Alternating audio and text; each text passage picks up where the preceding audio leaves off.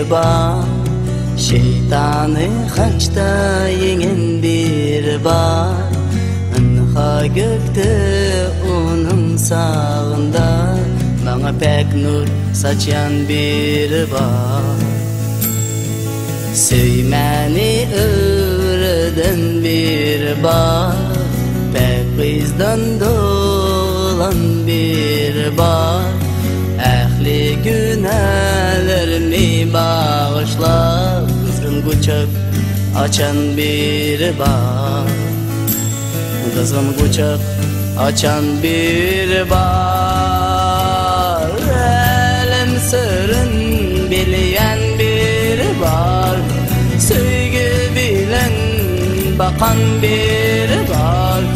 Ganimen üçün akan bir bar.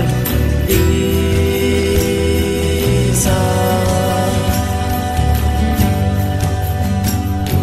söymesem de söyleyen bir bar, mening üçün ölen bir bar.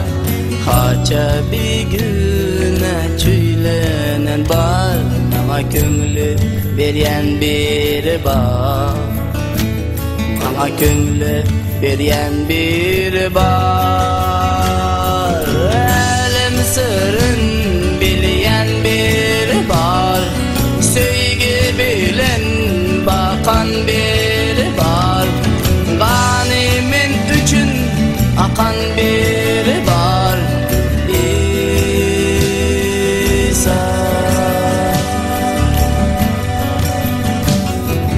tümlükten yol açan bir bar, mening üçün ölen bir bar.